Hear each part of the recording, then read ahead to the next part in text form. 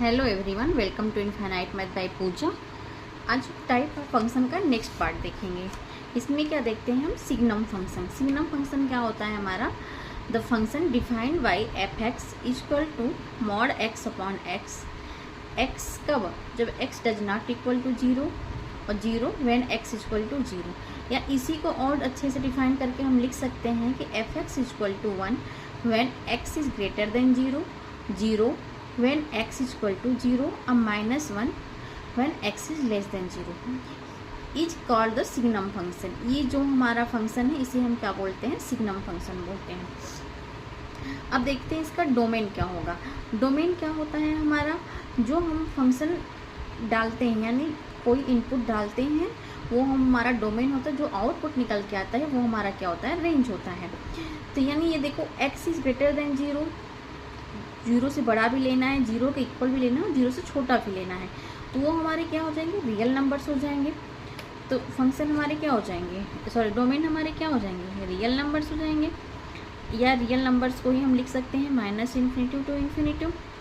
But हमारा range क्या आएगा, कुछ भी हम नंबर डालें, अगर पॉजिटिव डालते हैं तो 1 आता है, जीरो डालते हैं तो 0 आएगा, अगर निगेटिव नंबर डालते हैं तो वो -1 आएगा।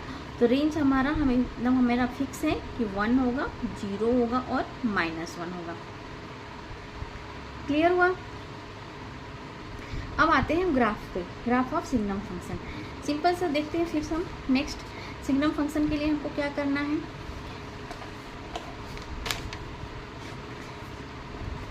ये देखिए कोई भी वैल्यू x से हम बड़ी लेते हैं। अगर हम x से बड़ी लेते हैं सिग्नम फंक्शन के लिए तो क्या होता है, सिग्नम फंक्शन में अगर कोई वैल्यू x से हम बड़ी लेते हैं तो हमारा क्या आना चाहिए, 1 आना चाहिए। x इक्वल टू 0 होते तो 0 आना चाहिए, और x लेस देन 0 लिखते हैं तो -1 आना चाहिए। यही होता है, हम एक तरफ x लिखते हैं, एक तरफ y लिख लेते हैं, ठीक है। अगर x हम 0 से बड़ी लेते हैं यानी 1 लेते हैं तो हमारा 1 आएगा, 2 लेते हैं तब भी हमारा 1 आएगा, 9 लेते हैं तब भी हमारा 1 आएगा, 9 भी लेते तब भी हमारा क्या आएगा, 1 आएगा। क्लियर है। और वही अगर हम 0 लेते हैं तो 0 आता है, अगर हम 0 से छोटा लेते हैं, -1 लेते हैं तब भी हमारा -1 आएगा, -2 लेते हैं तब भी हमारा -1 आएगा, -9 लेते हैं तब भी हमारा क्या आएगा, -1 आएगा। क्लियर हुआ ये। अब इसको हम ग्राफ पे दिखाते हैं। ग्राफ पे दिखाने के लिए क्या करते हैं, 0 पे लेंगे तो 0 ही आएगा, 1 पे लेंगे तो 1 आएगा, ठीक है। 2 पे लेंगे तब भी क्या आएगा, 1 आएगा। यहाँ पे देखिए 3 पे लेंगे तब भी क्या आएगा, 1 आएगा। वैसे ही -1 लेंगे तो x की वैल्यू लेते हैं ना, तो x ही है, -1 लेंगे तो y क्या आएगा, -1 आएगा। अगर x की वैल्यू -2 लेते हैं तो y क्या आएगा, -1 आएगा। ये क्या आएगा, -1 ही तो आएगा। ये देखिए यहाँ पे -1, -3 लेंगे तब भी क्या आएगा, माइनस आएगा। यानी इसको ज्वाइन हम कर लेते हैं यहाँ से, तो ये ऐसे बनेगा इसका ग्राफ। क्लियर हुआ। एक बार इसको अपने से ट्राई जरूर करिएगा तब क्लियर होगा। तो ये हमारा होता है सिग्नम फंक्शन का ग्राफ। अब नेक्स्ट देखते हैं हम greatest integer function. Greatest integer function क्या होता है, इसे हम दिखाते हैं एफ एक्स इक्वल टू, ये इसका मतलब होता है ये इक्वल और लेस देन एक्स, ठीक है।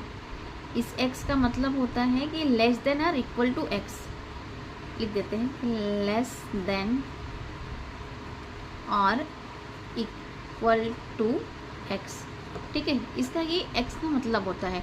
सिंपल सा समझ लो कि इसमें क्या होता है, इससे ग्रेटेड इंटीजर x लिख दें, इक्वल और लेस देन होता है, ठीक है। अगर ये हम 2 लिखें तो इसकी वैल्यू क्या आएगी, 2।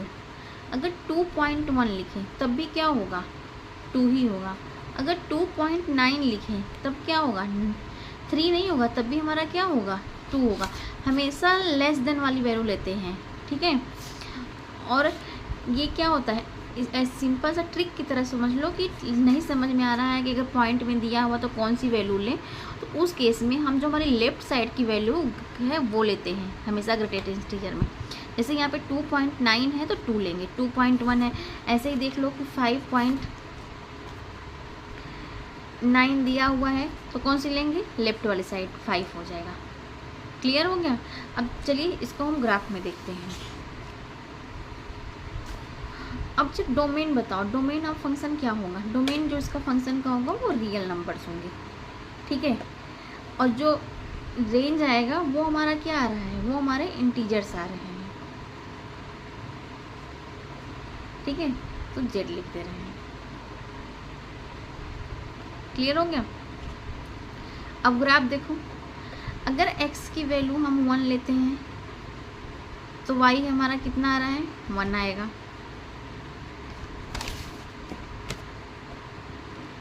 अगर x की वैल्यू 1.1 लेते हैं तब भी y हमारा, अगर 1.1 लेंगे तब भी y हमारा क्या होगा, 1 ही होगा।